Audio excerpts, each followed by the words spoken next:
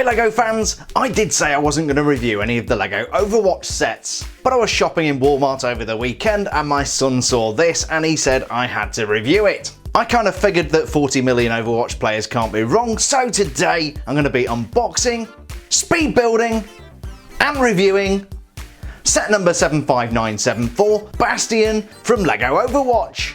This is a 602 piece set based on the SST Laboratories E54 Siege Automaton Bastion.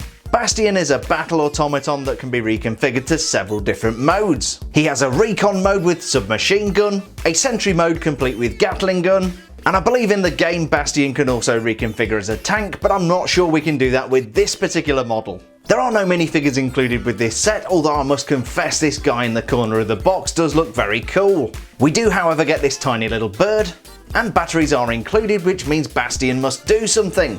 Indeed that's true, and Bastion has a light brick in his head, although I'm sure this is meant to glow blue and not red. Something I've noticed LEGO doing recently is having double fronted boxes. That means you can display the box on the side or upright like this and it still looks very cool. Usually on the back of the box you get some product photography to show you what the model does, but in this case we have a cool image of Bastion holding his little avian friend. You can also see the model number denoting Bastion as an E54 Siege Automaton. There is a section on the side of the box showing some of Bastion's special features. Here we can see the light brick, and then we have some more cool product photography. On the top of the box we've got the Overwatch logo, which might come in useful for the thumbnail. The Overwatch branding on this set is very distinctive and definitely gives it good shelf appeal. The other thing that appealed to me with this set was the price point. LEGO sell this for a penny under $50, but Walmart were discounting it by $10. And the other good thing about my trip to Walmart was getting these two LEGO Movie 2 poly bags. To be truthful, these were the only two things I went in to buy, but you know how these things work out. As somebody with very little interest in Overwatch, I could have happily let this set pass me by, but now that it's on the unboxing table I'm actually quite excited to get this built. So let's open up this box and see what we've got inside.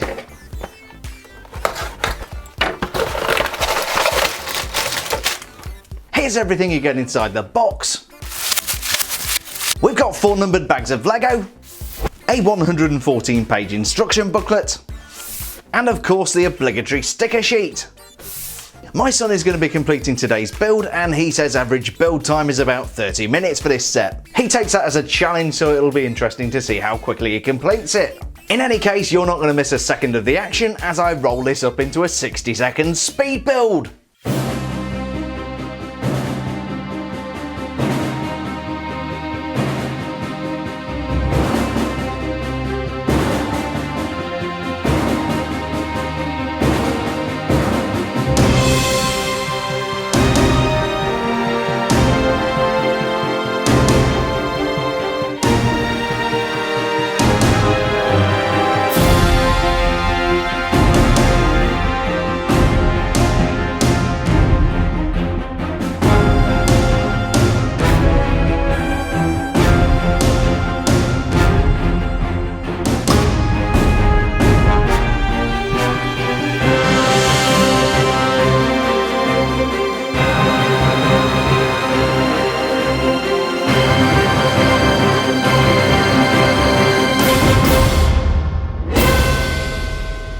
And here is the completed E54 Siege Automaton Bastion. My son completed the speed build, and between you and me I think it took him a little bit longer than he thought. Build time for Bastion was a little over 59 minutes. But ultimately he's a very cool looking thing and he does this.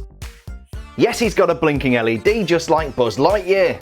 I'm a complete Overwatch noob, so I've got no preconceptions of what Bastion should be or do. To me he resembles a LEGO mech that doubles up as a transformer. This is Bastion in recon mode and we'll be converting into sentry mode later in the video. Bastion comes with multiple points of articulation, which makes him very easy to pose. The feet pivot easily from side to side and there's a ratchet joint to control the motion forwards and backwards. We also have various pieces of panelling which hide all of the joints. We have articulated kneecaps which are on a pivot motion, and the hip joints come with double ratchets which makes Bastion very sturdy. A separate ratchet on the side of the hip allows for a little bit of forward and backward motion. So we've got 2 different points of articulation for moving the leg in and out, and forwards and backwards. Bastion's torso also has 360 degrees of mobility, And if you want to see how that works, the top half pops easily off the legs. We've got one of these ball and socket arrangements which you could use to create a hip joint, but in Bastion's case he's just going to be too big and bulky. Bastion's arms are also articulated. You can move these up and down, but you can also twist them backwards and forwards. On the left hand side, Bastion has a humanoid style hand. This has a pivoting motion in the wrist like so, and then each of the fingers are mounted on a ball joint. In fact, we've got 2 fingers and a thumb, plus a really cute avian friend. This cute little guy doesn't get a mention in the product description, so I don't know if he's got a name, and I don't know if he appears in a video game because honestly I've never played it. Perhaps somebody out there can enlighten us in the comments. At the top, the head has a full range of movements, including the ability to spin through 360, and it moves up and down as well, and it blinks for some reason. One other cool thing this does is to pop completely off. That's going to come in really useful later on. The last articulated feature on Bastion is this rather impressive gattling gun. The barrel spins around, albeit manually replicating the action of the gattling gun. You can also twist the gattling gun and move it outwards. These features are going to come in very useful when converting Bastion into a sentry. As well as being a very dynamic and poseable character, Bastion also has some really cool details. The colour choices really pop, and I love the contrast between the green and the orange elements. Inevitably we do have some stickering. Here we can see the caution decals. There's more stickering on the knees and on the shin panels above the feet. But there's some really nice but subtle LEGO detailing on the legs. This detailing in the knee, for example, really enhances the mechanised look. On the arms you're going to notice little details like the silver bullion here. And I love the simple texture that these cheese elements bring to the build. The chest plate is made from a car hood, and again we've got some slopes here to add texture. And then we've got a really important piece of stickering with the E54 model number designation. There's some stickered detailing on the side of the Gatling gun. And then we have these very cool metallic custom printed Overwatch symbols. One of the really cool features about Bastion is his ability to convert from recon mode into sentry mode without dismantling him. I guess you could say he's a transformer, except transformers are a registered trademark of Hasbro or something. So here's how we transform Bastion, exactly as described in the instructions. Firstly, we're going to remove the little birdie, and next we fold up these knee flaps. The shin pieces then get folded down. Then we spin him around, and Bastion is going to take a bow. Next we're going to change the angle of the body using the hip joints. And then we turn Bastion around to face the other way. For step 6 we deploy the Gatling gun.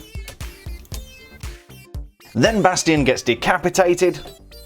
And finally we rotate the shoulder pieces to complete the transformation. And here's Bastion in sentry mode, which is really quite a formidable sight. Although I've got to confess that removing his head felt a little bit unnecessary. This is the business end complete with the large Gatling gun. This does spin around, and I've got to admit it looks really cool. Although my heart is screaming out for some kind of motorization, or at least a stud shooting gun in the end. 6 stud quick firing cannons are definitely a thing. I've got one here, and that fits the profile of the end of the Gatling gun perfectly. This would have been so cool if we could have incorporated one of these into the end. Just imagine. The transformation isn't perfect. We've still got Bastion's arm tucked around the back and that submachine gun. But I think that's pretty much the way things play out in the game, so that's okay. Speaking of gameplay, I was pretty sure that Bastion turned into a tank. So I took a break from filming to go and watch some gameplay, and it does look like a very cool game indeed. I can confirm that in the game you can turn Bastion into a tank. That is not a feature of the LEGO model, and I guess it was just too impractical to build that into this Bastion build. I also watched a short video containing Bastion's birdie friend, and I've got to say that this is a really nice recreation. Overall, I really like this model, and as I've got to know more about Overwatch, I can see this is a pretty faithful recreation of the Bastion you see in gameplay. I'm not sure whether I prefer him in sentry configuration or recon configuration, but one thing's for sure, this is a pretty good LEGO set.